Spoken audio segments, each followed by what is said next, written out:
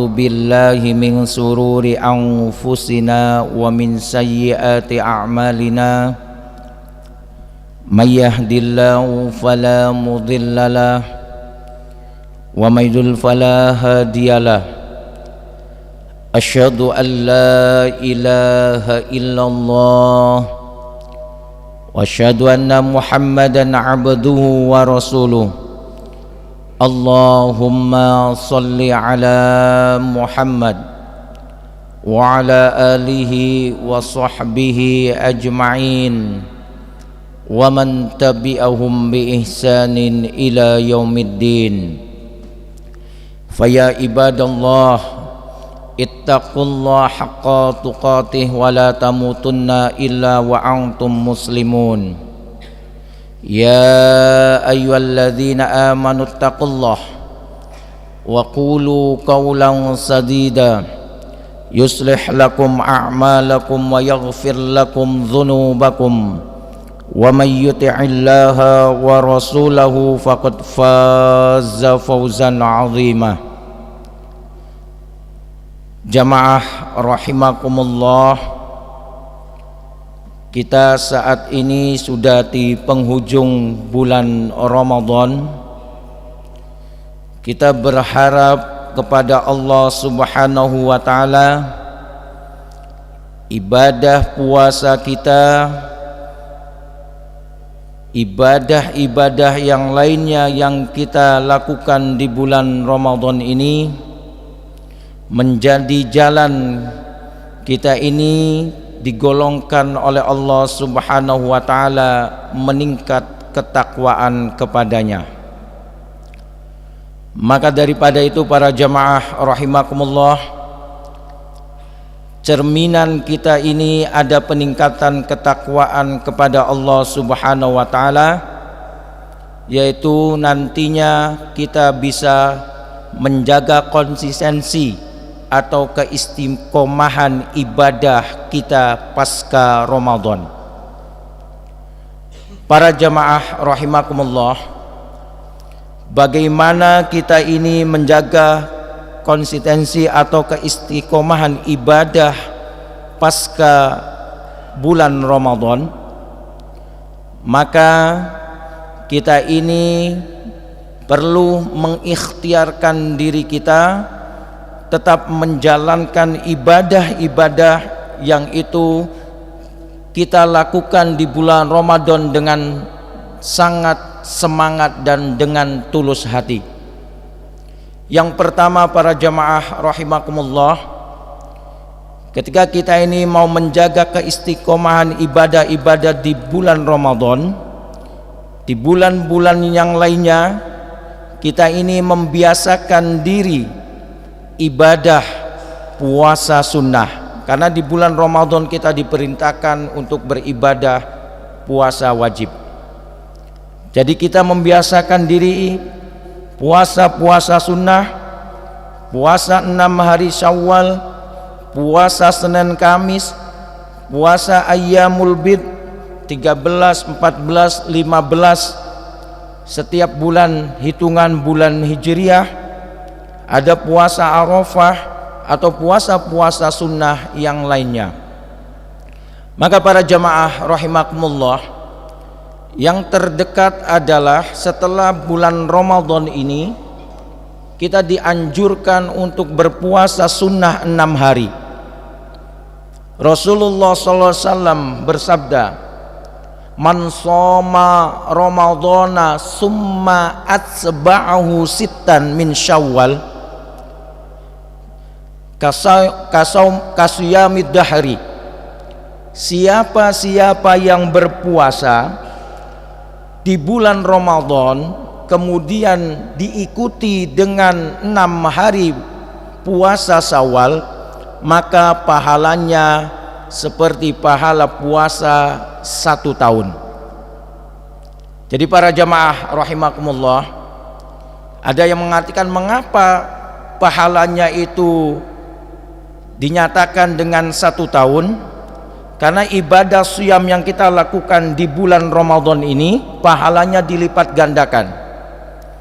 Jadi hitung-hitungannya kalau 30 hari itu dilipat gandakan menjadi 10 pahala, berlipat ganda 10 pahala, maka menjadi 300.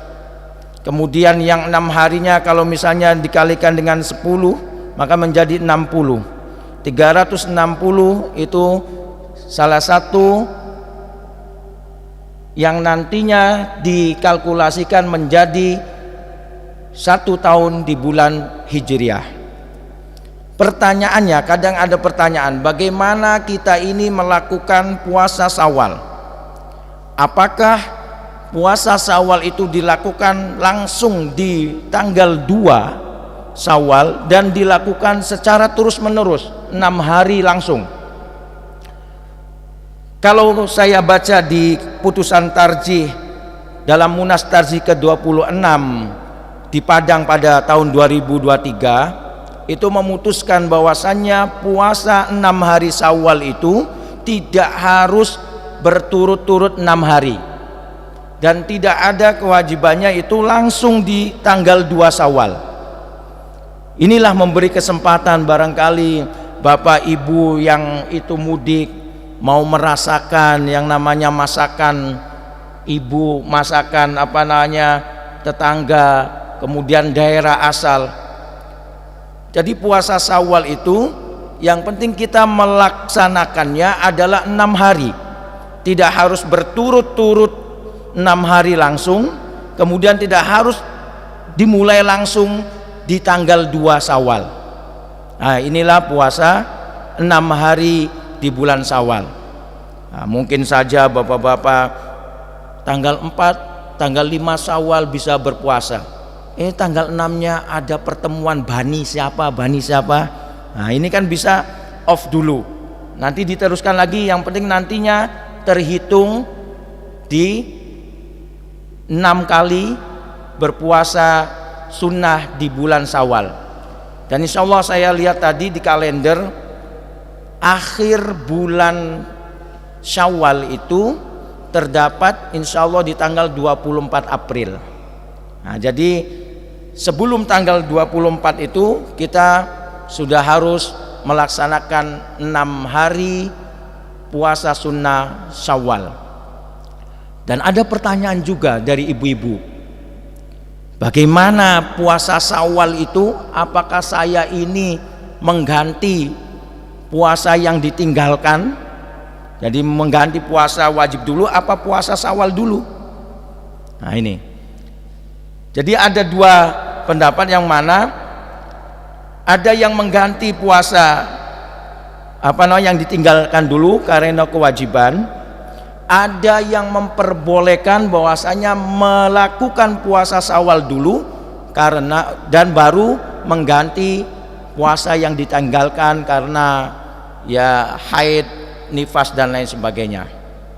Karena di dalam konsep fikih itu ada yang namanya konsep muasar sama mudoyak. Jadi ada yang luas dan ada yang sempit. Yang luas itu dikategorikan bahwasannya mengganti puasa yang ditinggalkan oleh ibu-ibu atau orang sakit yang lainnya itu bisa diganti di luar bulan Syawal. Tetapi kalau puasa sunnah, konsep puasa sunnah Syawal itu terkategorikan adalah konsep mudoyak. Mudoyak itu waktunya sempit, hanya ada di bulan Syawal saja. Nah, hanya ada di bulan Syawal aja, tidak ada di bulan-bulan yang lainnya. Jadi ibu-ibu dalam hal ini, kalau putusan tarjih juga menyatakan bahwasanya diperbolehkan kalau misalnya mendahulukan puasa sunnah Syawal dibanding nantinya mengganti puasa yang ditinggalkan ketika bulan Ramadan ditinggalkan oleh para ibu, kaitannya dengan karena datangnya tamu yang tiap bulan itu.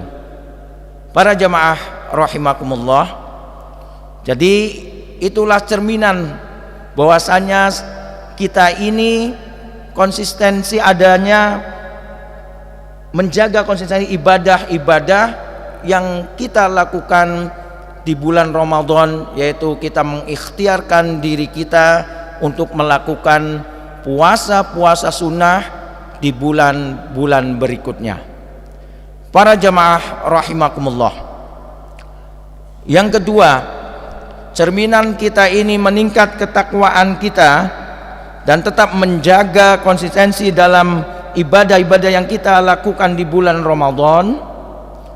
Kalau di bulan Ramadan kita ini qiyamul lailnya adalah setiap malam kita melaksanakan sholat tarawih, maka di bulan-bulan lain kita ini membiasakan diri kita itu melakukan sholat tahajud. Quran surat Al-Isra ayat 79, Allah sudah memberikan keistimewaan yang sangat luar biasa ketika hamba-hambanya ini melakukan sholat tahajud. Wa minal laili fatahajjad bihi nafilatal lak asa ayyab'asaka rabbuka maqamam mahmuda. Jadi di malam hari sepertiga malam bertahajudlah engkau, nafilat talak, sebagai ibadah tambahanmu, sebagai ibadah sunnahmu. Asa ayyab'asaka rabbuka maqamam mahmudah, maka Allah akan mengangkat derajatmu ke tempat yang mulia. Jadi para jamaah rahimakumullah, marilah kalau di bulan Ramadan pasti kita ini sudah terbiasa bangun di sepertiga malam itu, karena ada sahur, kemudian di 10 akhir kita pun beriktikaf dan lain sebagainya. Maka kebiasaan-kebiasaan yang ada di bulan Ramadan membiasakan diri bangun di sepertiga malam, marilah kita ini nantinya di luar bulan Ramadan itu menjadi kebiasaan kita bangun dan untuk melaksanakan yang namanya sholat tahajud. Karena bagaimanapun para jamaah rahimakumullah, kalau ada niat dari diri kita sebelum tidur itu, kita sudah mungkin berwudu kemudian berdoa sebelum tidur, dan ada dalam hati kita, ya Allah bangunkanlah aku di sepertiga malam karena aku akan melaksanakan sholat tahajud dan mendekatkan diri kepadamu ya Allah. Jadi kalau sudah ada dalam diri kita seperti itu, insya Allah ada saja jalannya. Jadi di sepertiga malam itu menjadikan kita bangun secara otomatis, ataupun nanti ada jalannya dibangunkan oleh istri ataupun oleh suara yang itu nantinya bisa membangunkan kita. Jadi para jamaah rahimakumullah, yakinlah bahwasannya apa yang sudah difirmankan oleh Allah Subhanahu wa taala, Quran surat Al-Isra 79 tadi.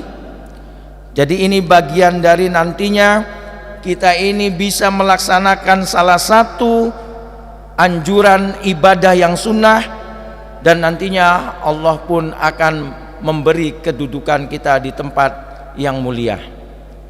Jadi kalau toh profesi kita ini adalah pedagang, maka insya Allah dagangannya akan diberkahi oleh Allah Subhanahu wa taala. Profesi kita sebagai guru, dosen, insya Allah apapun nantinya yang kita sampaikan kepada anak didik kita, kepada mahasiswa-mahasiswa kita, itu menjadi ilmu yang bermanfaat dan nantinya akan dikenang menuju jalan kepada ridhonya Allah Subhanahu wa taala. Bagi para pengusaha atau profesi-profesi yang lainnya, itu bagian dari kita ini bukan hanya mengikhtiarkan diri kita, dan kita pun betul-betul nanti salah satu sarana untuk memohon kepada Allah Subhanahu wa taala. Karena bagaimanapun kekuatan manusia itu adalah kekuatan yang terbatas, tetapi bagaimanapun kekuatan Allah adalah kekuatan yang maha kuat, yang maha menguasai alam ini. Maka Bapak Ibu yang dirahmati oleh Allah Subhanahu wa taala, jadi menjaga konsistensi ibadah yang kedua dari nilai-nilai Ramadan yang kita lakukan, kita setiap hari qiyamul lailanya adalah kita melaksanakan sholat tarawih. Maka di bulan-bulan lain kita ini berusaha nantinya melaksanakan yang namanya sholat tahajud. Para jamaah rahimakumullah, kemudian yang ketiga itu kita diingatkan di dalam Quran surat Ali Imran ayat 133 sampai 134, wasari'u ila maghfiratin mir rabbikum wa jannatin 'arduhas samawati wal ardu uiddat lil muttaqin alladzina yunfiquna fis sarra'i wadh dharra wal kadhiminal ghaidh wal 'afina 'anil nas wallahu yuhibbul muhsinin. Jadi para jamaah rahimakumullah, dalam firman Allah Subhanahu wa taala Quran surat Ali Imran ayat 133 134, jadi kesuksesan kita dalam beribadah Ramadan dan tercermin peningkatan ketakwaan kita kepada Allah Subhanahu wa taala, yaitu kita tetap nanti menjaga, ya, kita ini tetap bersedekah, kita ini tetap berinfak walaupun kita dalam keadaan sempit, apalagi dalam keadaan jembar. Jadi alladzina yunfikuna fis sarra'i wadh dharra wal kadhiminal ghaidh. Nah ini kita pun bisa tetap menahan diri, menahan amarah. Jadi jangan sampai kita ini setelah puasa masih ada dominasi dalam diri kita ini nafsul ammarah. Jadi ciri-ciri nafsul ammarah itu kecenderungannya adalah ya tetap sombong, tetap nanti tetap cepat marah, kemudian ada sikap iri dan lain sebagainya. Berarti masih ada dominasi dalam diri kita ini nafsul ammarah. Padahal setelah kita berpuasa 1 bulan penuh itu diharapkan dalam diri manusia itu nantinya akan terdapat yang namanya nafsul mutmainnah, ketenangan hati, kemudian nanti bisa berpikir jernih dan lain sebagainya. Jadi wal kadhiminal ghaidh wal 'afina 'anil nas, dan memaafkan kesalahan-kesalahan orang lain.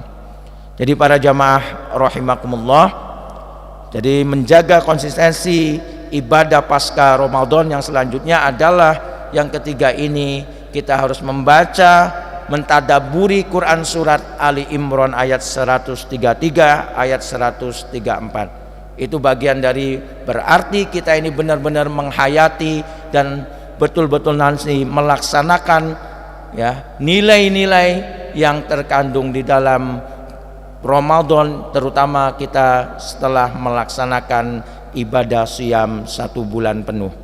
Jadi para jamaah rahimakumullah, di penutup ini kita ini diumpamakan puasa kita puasa ulat apa puasa ular. Nah ini, kalau puasa ulat itu, ya, dari ulat-ulat kepompong kupu-kupu. Jadi kalau misalnya ulat itu sebelum berpuasa dia wajahnya atau bentuknya itu jelek, proses berpuasa setelah puasa menjadi sesuatu yang sangat indah. Jadi ulat, jadi awalnya itu menjijikan, tetapi ketika setelah berpuasa menjadi sesuatu yang indah bagi orang lain. Sama dengan kita, jadi ada hal-hal yang itu sesuatu kejelekan, tetapi kita ini bisa memperbaiki diri, dan itu bagian dari dengan puasa. Setelah puasa kita lebih baik, itu terkategorikan seperti puasanya ulat. Jangan sampai kita nantinya seperti puasanya ular. Ular itu ya sebelum berpuasa yo bisanya yo berbahaya. Kemudian walaupun berpuasa kulitnya nanti berubah, setelah puasa pun yo bisanya tetap berbahaya. Nah ini, jadi jangan sampai kita sebagai manusia, orang-orang yang beriman, sudah 1 bulan penuh diberi kesempatan oleh Allah untuk bisa nantinya memohon ampun, memperbaiki diri, ya. Jadi kalau misalnya kemarin sebelum puasa lisannya itu bisa mematikan manusia yang lain, bisa menyakiti orang lain atau yang lainnya, maka setelah puasa ini bagaimana kita ini jangan sampai tetap berbisa kalau misalnya umpama dari puasa ular tadi. Jadi itulah bagian dari iktibar, kemudian hikmah. Marilah seperti kita ini puasanya ulat, bukan seperti puasanya ular. Mohon maaf apabila ada tutur kata kami yang kurang berkenan. Subhanakallahumma wa bihamdika asyhadu an la ilaha illa anta astaghfiruka wa atubu ilaik. Nasrun minallah wa fathun qarib. Assalamualaikum warahmatullahi wabarakatuh.